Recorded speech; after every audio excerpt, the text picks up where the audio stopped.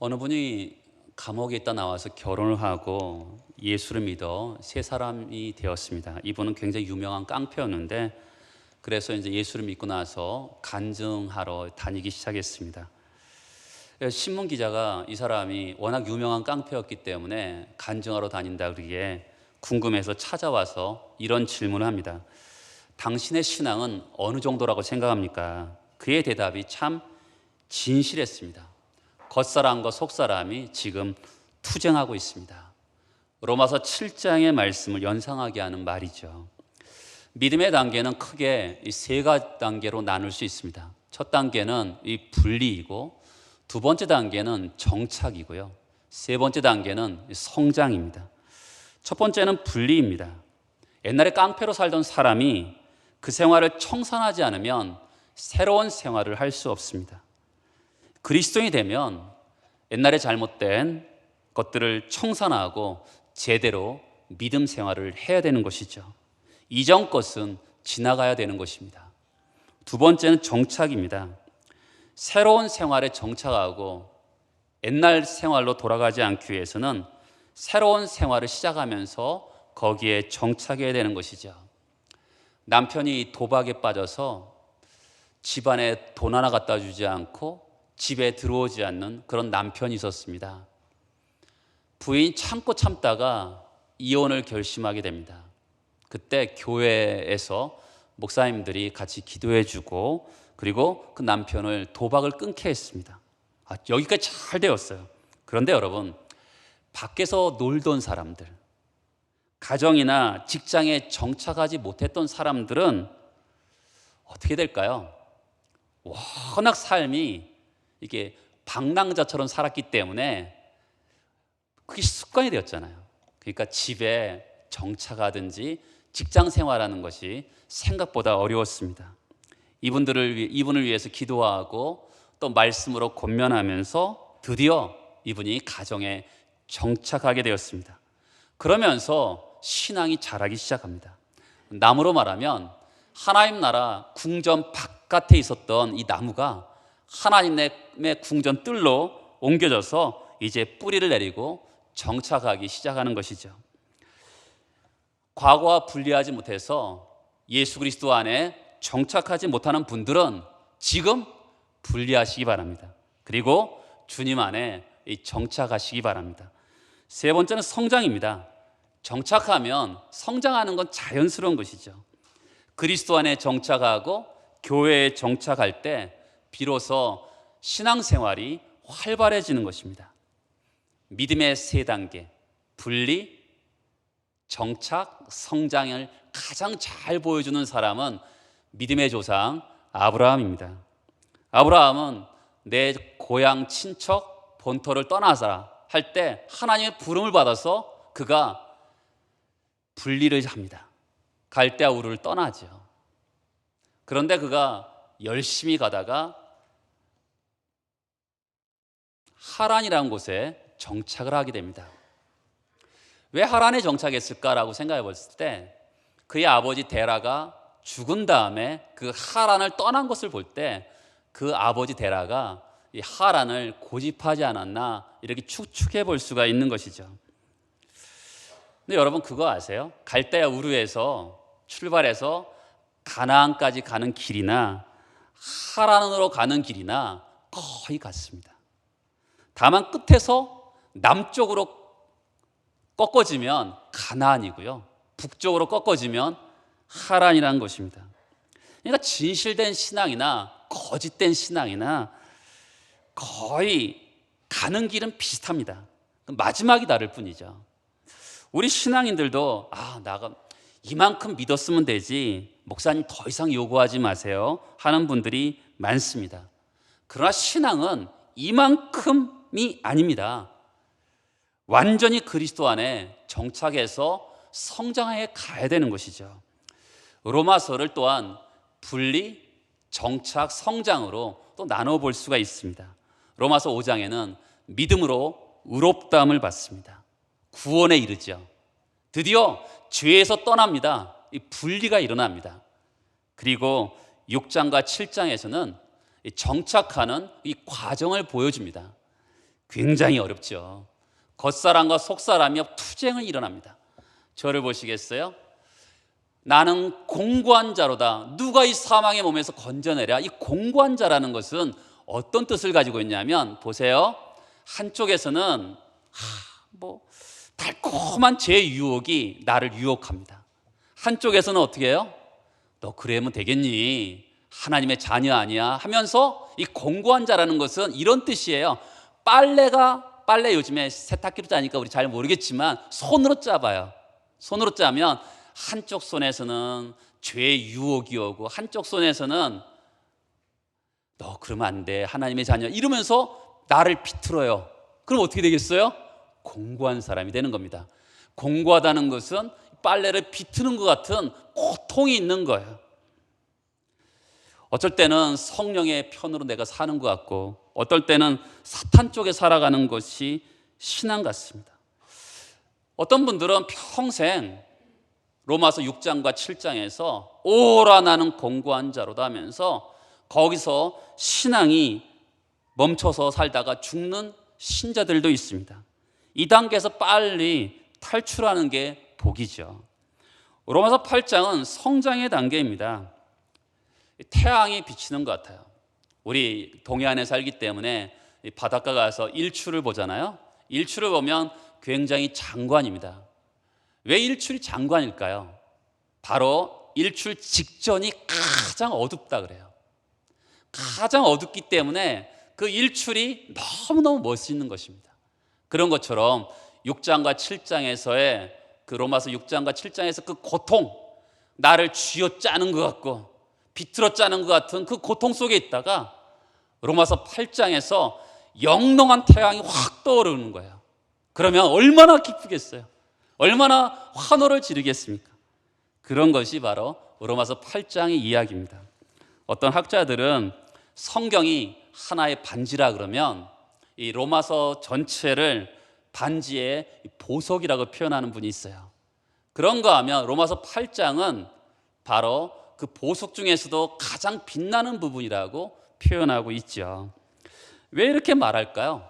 로마서 8장은 이 구원의 삶이 우리에게 어떤 것인지 보여줍니다. 우리가 보통 등식이 있잖아요. 수학 등식 같이 예수를 믿으면 천국 간다. 이 구원의 삶을 너무 축소하고 왜곡시키는 경우가 참 많습니다. 근데 로마서 8장은 우리가 얻은 구원의 삶이 너무나 풍성하고 얼마나 깊은가를 보여주고 있는 것이죠. 그래서 때로는 로마서 8장을 외우는 분들도 있어요. 정말 이 본문 자체가 주는 강력한 은혜를, 승리의 삶을 사는 우리가 되었으면 합니다.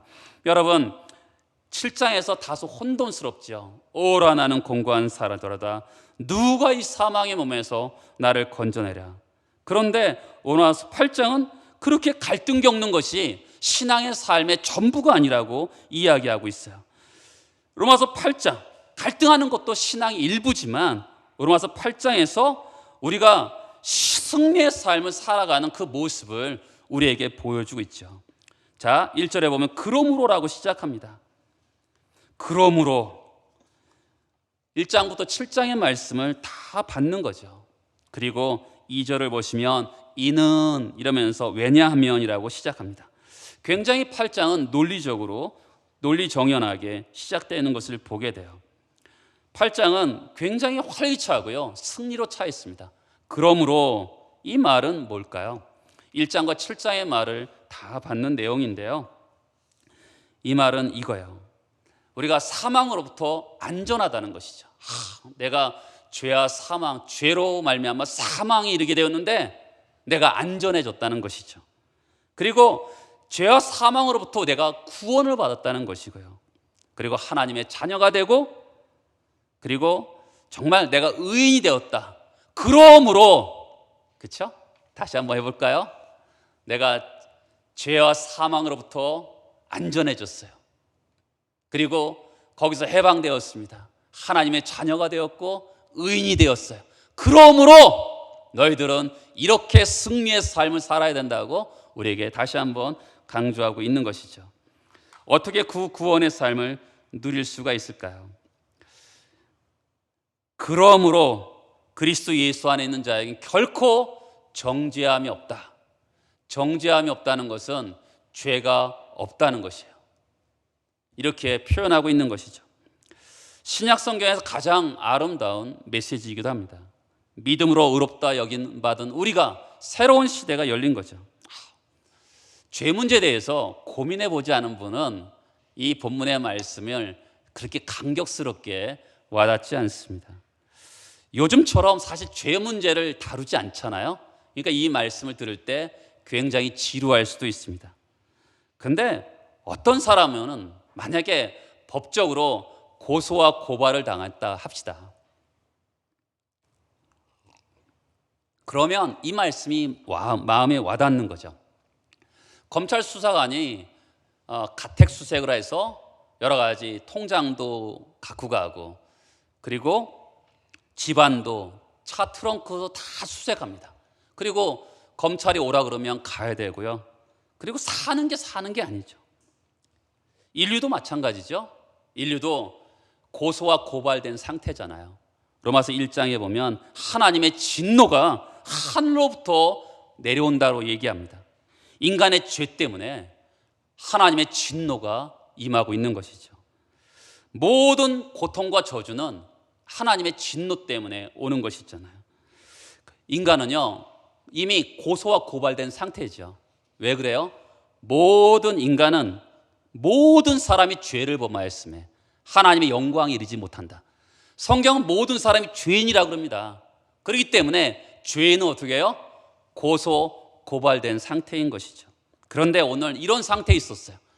내가 고소 고발된 상태에 있었어요.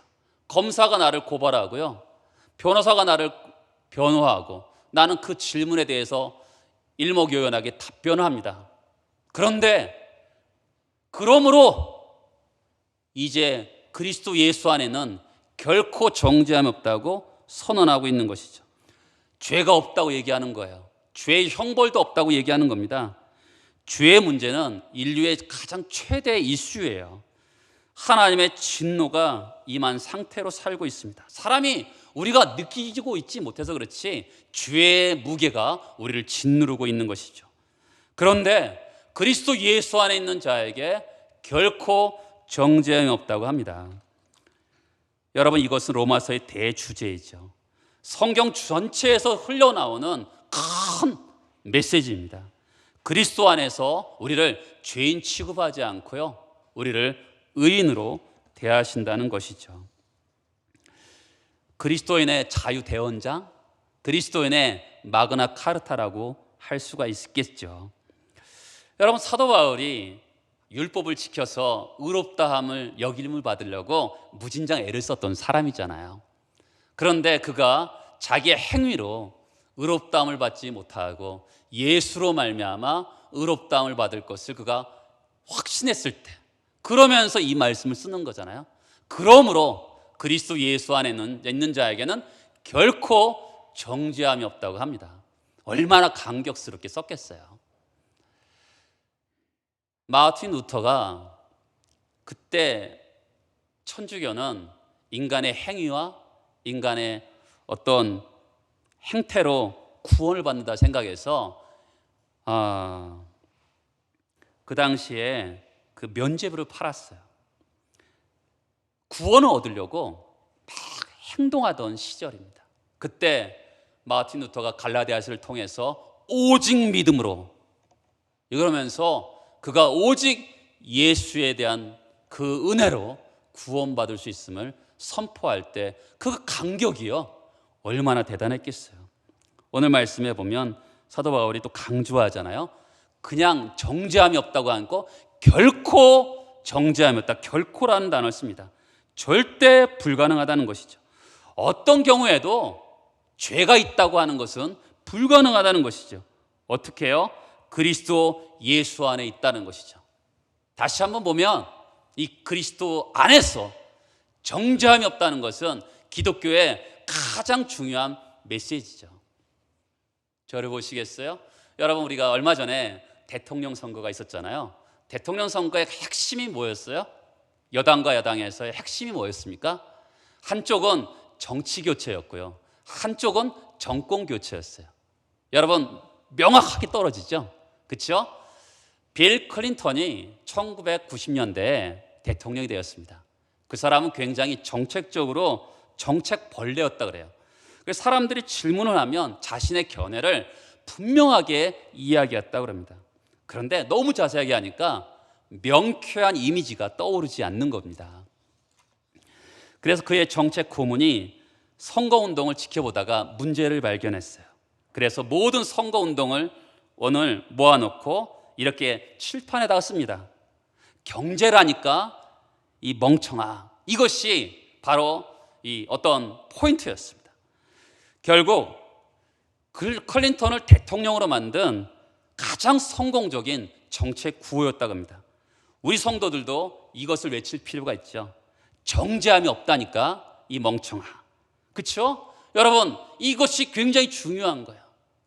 기독교는 수많은 것들을 많이 늘어놓을 수도 있어요.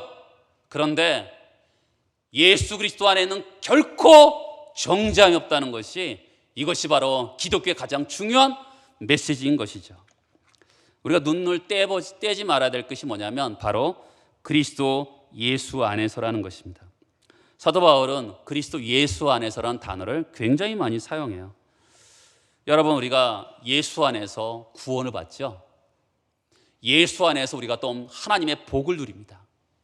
하나님이 우리 아버지가 되는 것이 어디서 받아요? 그리스도 예수 안에서 받는 거죠. 그러니까 우리가 그리스도 예수 안에서라는 것은 우리가 구원받았다라는 것도 표현할 수 있죠. 우리가 의인이 되었다라는 것도 그 안에 다 있는 거잖아요. 그렇죠? 거듭났다, 영생을 얻었다. 그게 다 뭐예요? 그리스도 예수 안에 있는 거죠. 그리스도 예수 안에 있으면 우리가 하나님의 자녀가 되잖아요.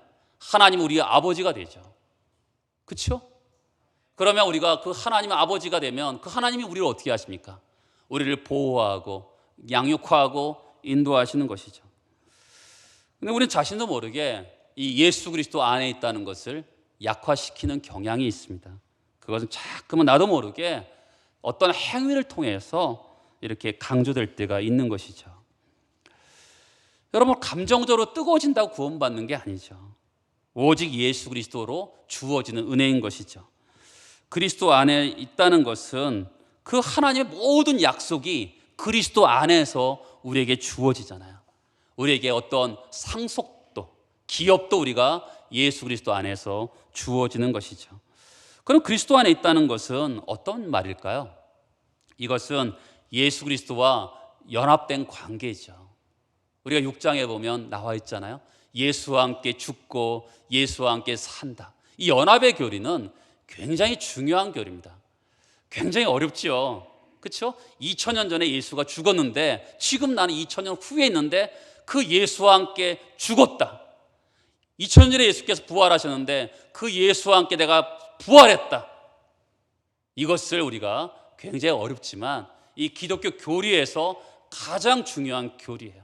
나는 예수와 함께 죽고 예수와 함께 살았다. 연합했다. 그것이 예수 그리스도 안에 있는 것이죠. 예수 그리스도 안에 있으면 어떡합니까? 예수가 나를 붙잡아 주는 것이죠. 내 마음대로 예수 그리스도 바깥으로 갈 수가 없어요. 그리스도 안에 있으면 예수와 관계를 누군가가 흐트러뜨릴 수도 없어요. 자, 같이 한번 읽어볼까요? 38절, 39절을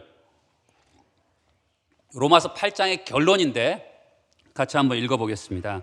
내가 확신하노니 사망이나 생명이나 천사들이나 권세자들이나 현재일이나 장래일이나 능력이나 높음이나 깊음이나 다른 어떤 피조물이라도 우리를 우리 주 그리스도 예수 안에 있는 하나님의 사랑에서 끊을 수 없으리라. 강력한 말씀이죠. 1절에서는 뭐라 그래요? 예수 그리스도 안에서 결코 정죄함이 없다 했는데 마지막 절에서는 뭐라 그럽니까? 그리스도 예수의 사랑 안에서 끊을 수 없다는 거죠. 그리스도 안에 있으면 누구도 나를 끄집어서 바깥으로 갈 수 없다는 것이죠. 세상의 어떤 것도 하나님의 사랑에서 끊을 수 없다는 것입니다. 그 사랑이 뭐예요? 예수 그리스도의 그 피를 흘리시면서까지 나를 사랑하신 그 사랑에서 어떤 것도 끊을 수 없다는 것이죠. 그리스도 안에 있다는 것은 굉장히 놀라운 것이죠. 그리스도 안에 있다는 게 뭐예요? 구원의 확실성을 나타내는 거죠. 어떤 피조물도, 어떤 사건도, 사망까지도 그리스도 안에 얻은 구원을 빼앗을 수 없다는 것이죠. 종종 자동차를 몰고 다니다 보면 앞차에서 차 트렁크에서 열었다 닫았다 하면서 뭔가 빠져나올 것 같은 그런 경우가 종종 있어요. 근데 구원은요, 그렇게 내가 어떻게 실수로 잃어버릴 수 있는 게 아니죠. 예수 그리스도 안에 있는 결코 정죄함이 없다는 것은 구원의 완전성과 확실성을 이야기하는 것이죠. 우리는 정죄받는 것을 해결하기 위해서 인간의 노력도 내려놓아야 되는 거죠. 우리 행위로는 하나님 앞에 설 수 없습니다. 우리는 종종 내 스스로 만족하면서 하나님이 이럴 때 나를 받아주실 거야 라고 생각하고요, 어떤 때 내 행위가 부족하면 하나님이 나를 버리시진 않을까라고 감정적으로 왔다 갔다 합니다. 여러분, 자꾸만 행위로 나가면요, 죄책감이 더 커지고 영적으로 무너지게 되는 것이죠. 우리의 행위를 하나님을 만족시키려는 노력을 멈추어야 돼요. 예수 그리스도 안에서만 하나님이 우리를 만족하게 하시는 것이죠. 다시 1절을 볼까요? 그러므로 이제 그리스도 예수 안에 있는 자에게는 결코 정죄함이 없어요. 이는 왜 정죄함이 없죠? 왜냐하면 그리스도 예수 안에 있는 생명의 성령의 법이 죄와 사망의 법, 너를 해방했다는 거죠. 저를 보시겠어요? 요즘 어려운 단어가 나오죠. 죄와 사망의 법, 생명의 성령의 법이 나와요. 두 가지 법이 나옵니다. 자, 이렇게 달라지는 거죠. 예전에는, 예수 믿기 전에는 죄와 사망의 법, 죄로 말미암아 사망에 이르는 그런 법이 나에게 적용이 됐었죠. 근데 내가 예수 그리스도 안에 있으니까 생명의 성령의 법이 나를 주관하는 거예요. 여러분, 내가 달라졌어요? 안 달라졌어요? 나는 똑같아요. 나는 똑같은 사람인데 뭐가 바뀌었습니까? 법이 바뀐 거죠. 나는 똑같아요. 근데 법이 바뀐 거죠. 이렇습니다. 내가 자유 대한민국에 살고 있어요. 그런데 이때는 아무 문제가 없는데 내가 북한에 갔어요. 그러면 저는 어떤 사람이 되죠? 반동 분자가 되는 거죠. 나는 똑같은데 뭐가 바뀐 거죠? 법이 바뀐 거죠. 북한에 있는 사람이 거기서 북한의 법으로 잘 살고 있어요. 애국자죠. 그런데 그 사람이, 똑같은 사람이 한국에 내려와서 그렇게 북한처럼 살면 어떻게 돼요? 국가보안법에 의해서 죄인이 되는 것이죠. 지금 한국에 어떤 간첩이 있다 합시다. 실례된 말이지만 북한에서 우리 한국을 침공해서 그와 같이 살고 있어요, 다시. 그러면 그 사람은 어떻게 돼요? 애국자가 되는 것이죠. 사람은 그대로 있는데 법만 바뀐 거죠. 내가 어느 법에 속해 있느냐가 문제인 것이죠.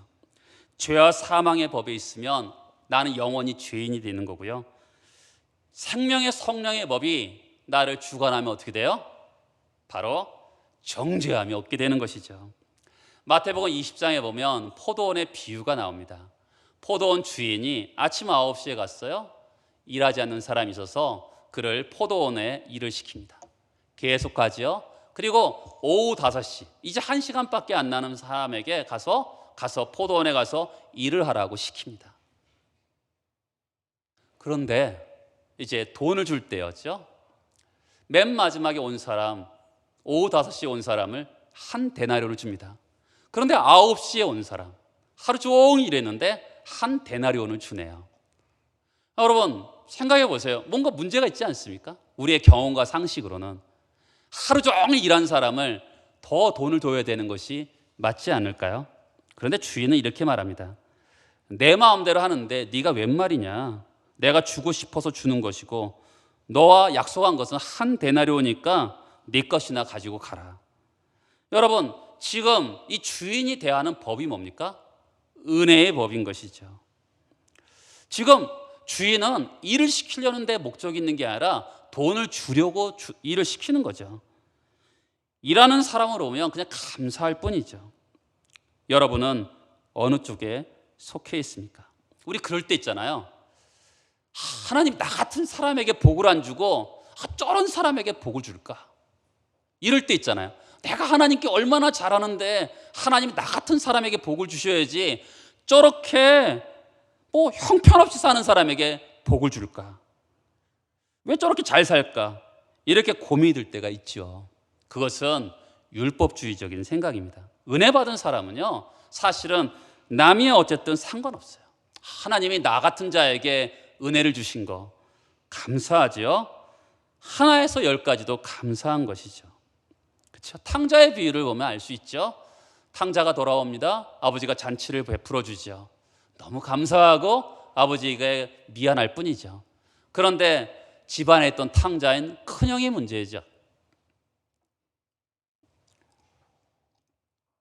큰형이 아버지, 나는 있을 때 염소 새끼 한 마리라도 친구들과 주지 않더니 아버지의 재산을 탕진한 저 동생에게 모든 것을 주냐고 한탄합니다. 여러분, 그 큰형은 어떤 법을 적용했습니까? 율법을 적용했죠. 근데 하나님은 그 성경에서 가장 아버지의 마음을 잘 나타내는 그 돌아온 탕자의 비유의 아버지는 은혜의 법을 적용한 것이죠. 그렇죠? 나는 똑같아요. 그런데 법을 적용하는 게 달라지는 거죠. 그래서 생명의 성령의 법이 나에게 적용이 되니까 나는 해방이 일어나고 그리스도 예수 안에서 정죄함이 없게 되는 것이죠. 그리고 다시 한번 보면 로마서 8장 2절에 보면 죄와 사망의 법에서 너를 해방했다. 자유를 준 거죠. 구원이죠. 이 자유의 근거가 뭐예요? 하나님이 하신 일이죠. 뭘 하셨죠? 3절을 보세요. 율법이 육신으로 말미암아 연약하여 할 수 없는 그것을, 율법이 할 수 없는 게 뭐예요? 우리를 지옥에서 끄집어내는 걸 못해요. 그런데 그것을 하나님이 하시죠. 그런데 하나님은 어떤 방법으로 하셨어요? 죄로 말미암아 자기 아들을 죄 있는 육신의 모양으로 보내어 육신의 죄를 정하사. 하나님이 하신 일은 크게는 한 가지죠. 아들을 보내셨죠. 그렇죠? 아들을 보내셨어요. 그런데 이것을 잘 보면 세 가지로 설명할 수 있어요. 첫 번째가 뭡니까? 죄로 말미암아 자기 아들을 보내셨죠. 속죄의 의미로 자기 아들을 보내셨습니다. 죄를 없애기 하기 위해서 자기 아들을 보내셨죠. 두 번째는 뭡니까? 자기 아들을 죄 있는 육신의 모양으로 보내셨습니다. 이것을 뭐라 그래요? 성육신이라 그러죠. 죄 있는 인간의 모양으로 보내셨죠. 물론 예수는 죄가 없으셨죠. 세 번째는 뭡니까? 3절 맨 뒤에 보면 육신의 죄를 정하사 자기 아들을 보내셨습니다. 죄가 없으신 예수님에게 육신의 죄를 정하사 심판하셔서 우리의 죄를 용서해 주셨던 것이죠. 여러분, 우리가 자유를 얻은 근거가 뭐예요? 내가 행동을 잘했어요? 아니죠. 하나님이 하신 일 때문에 내가 자유를 얻었어요. 하나님이 무슨 일을 하셨습니까? 예수 그리스도를 이 땅에 보내셨어요. 그리고 나를 위해서 죽으셨죠. 그래서 내가 자유함을 얻고 정말 생명의 성령의 법이 나에게 적용이 되고 그리스도 예수 안에서 결코 정죄함이 없는, 나를 죄로 말미암은 형벌도 면해주는 그런 은혜를 입은 거죠. 그러면 우리가 어떤 자유를 얻었을까요? 여러분, 보통 우리가 생각하는 자유는 뭡니까? 경제적인 자유도 생각하죠. 돈이 너무 궁하면 사람이 자유가 없어요. 그리고 또한 양심의 자유, 도덕적인 자유도 있죠. 사람이 너무 이게 죄에 얽매이면요, 이게 양심이, 자유가 묶여요. 구속을 받죠. 근데 가장 큰 자유는 뭐냐면 영적인 자유이죠. 돈이 많으면 뭐 하겠어요? 경제적인 자유가 있어도 하나님 앞에 갈 날이 얼마 안 남았는데 하나님 앞에 설 것이 두렵지요. 왜 그래요? 영적인 자유가 없기 때문에 그렇습니다. 예수 그리스도를 만난 경험이 없기 때문에 진정한 자유가 없는 거죠.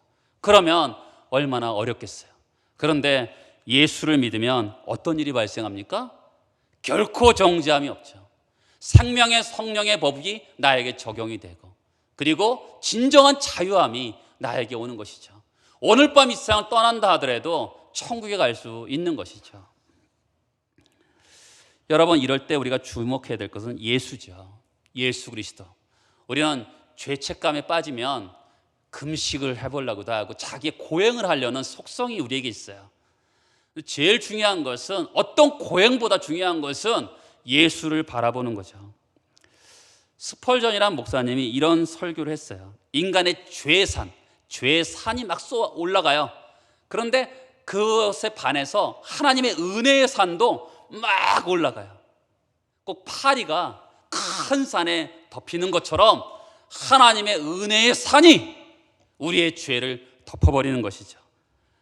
우리가 바닷가에 길을 걷다 보면 이렇게 발자국이 나는데 바닷물이 들어오면 그 발자국이 없어지잖아요. 그런 것처럼 은혜의 바닷물이 들어오면 우리 죄가 없어지는 것이죠. 그러니까 우리가 우리의 죄를 짓는 것보다 사실은 하나님의 은혜가 더 큰 것이죠. 어느 친구 이야기를 하면서 말씀을 마치려고 합니다. 10년 만에 어떤 친구를 만났는데 이 친구가 너무 변한 거예요. 10년 전에도 성실한 그리스도인이었습니다. 근데 그때와 분명히 달라졌어요. 성령이 충만하고 기쁨이 넘쳤습니다. 도대체 무슨 일이야? 한번 얘기해 줘봐. 내가 로마서를 읽어봤는데 내가 죄인이고 성령께서 내 안에 오셨음을 내가 알았어. 그것은 전에도 마찬가지였지 않아? 그때도 알았잖아. 맞아. 난 죄인이라는 것을 항상 알고 있었지. 그러나 전에는 내가 죄에 있을 때 죄책감으로 나를 쥐어짰단 말이야. 그런데 로마서를 읽고 두 가지를 내가 깨달았어. 첫 번째는 내가 죄인이라는 것이지. 그런데 죄를 범하도 나는 좌절하지 않게 되었어.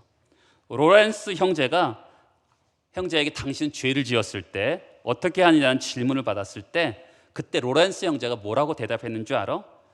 나는 그저 고백하죠. 그리고 살죠. 그게 바로 지금 내가 누리고 있는 거야. 내가 죄를 지었는데 고백하고 그리고 그대로 살아가고 있다. 두 번째 깨달은 것은, 더 놀라운 것은, 내가 어떤 좋은 일을 하면 내가 하는 것이 아니라 내 안에 계신 성령님께서 일하신다는 것을 내가 깨달은 것이지. 내가 좋은 변화가 있을 때마다 그것은 성령님의 능력이라는 것을 알았어. 그 후부터 내가 성령께서 어떻게 역사하시는지 내가 그것을 목도하는 재미가 살고 있어. 너무 감사한 일이지. 전에는 나의 죄성 때문에 정말 낙심에 빠져 살았는데 이제는 내 안에 역사하시는 성령님을 바라보면서 살아야 된다는 것을 깨달았던 것이지. 이것은 감정의 문제가 아니라 생생하게 일어나는 사실이야. 내 친구는 변했습니다. 이렇게 썼어요. 나쁜 사람에서 좋은 사람이 아니라 좋은 사람에서 놀라운 사람으로 변했어요. 그는 예전에도 신실한 그리스도인이었습니다. 그런데 그녀가 복음의 진리와 성령님에 대해서 깨닫고 난 다음에 그가 마음에 불이 붙는 거죠. 그리고 사람들의 마음에 불을 붙이는 사람이 된 거예요. 저는 성령의 역사에 대해서 어떤 분이 설교도 아니고 어떤 개인적으로 말할 때 가장 기억에 남던 단어가 있어요. 어떤 목사님이 막 설교를 하는데 성도들이 듣지를 않는 거예요. 그러면 그래도 하잖아요, 보통은. 근데 이 목사님이 어떻게 설교를 하냐면 설교하다가 잠깐 멈추고 성령님 도와주세요. 이러고 다시 하는 거예요.